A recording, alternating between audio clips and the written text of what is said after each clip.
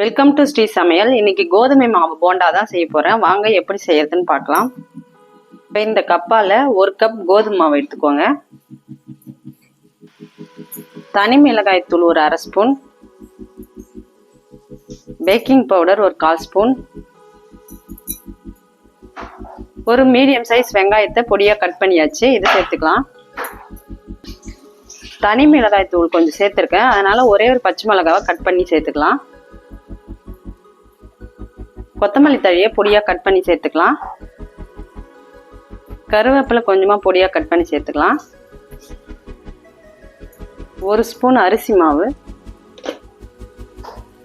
ஒரு 1/2 spoon salt. இப்போ கொஞ்சமாக தண்ணி கலந்து இதை நல்லா கலந்துக்கலாம்.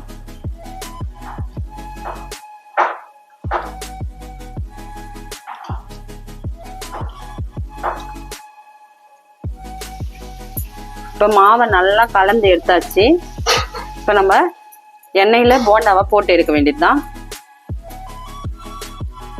ஸ்டவ் ஆன் பண்ணி கடாய் வச்சுட்டு எண்ணெய் கொஞ்சம் ஊற்றிருக்கேன். இப்போ எண்ணெய் நல்லா சூடாகட்டும். எண்ணெய் இப்போ நல்லா சூடாக இருக்குது. இந்த மாவை கொஞ்சம் கொஞ்சமாக எடுத்து நம்ம இப்போ போண்டா போட்டுக்கலாம்.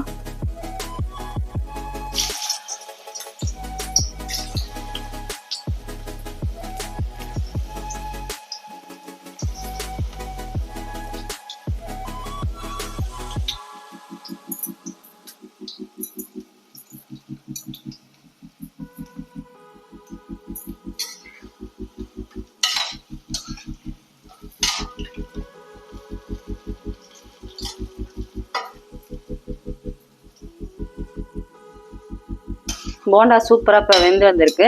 இதை நம்ம இப்போ பிளேட்டில் மாற்றிக்கலாம்.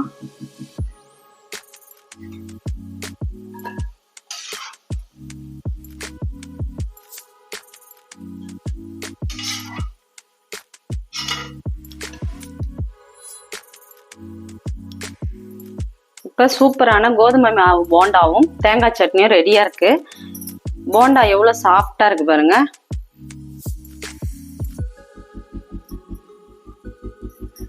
இது மாதிரி நீங்களும் உங்கள் வீட்டில் செஞ்சு பார்த்துட்டு எப்படி இருக்குன்னு கமெண்ட் பண்ணுங்கள். இந்த வீடியோ பிடிச்சிருந்தா லைக் பண்ணுங்கள், ஷேர் பண்ணுங்கள், சப்ஸ்கிரைப் பண்ணுங்கள்.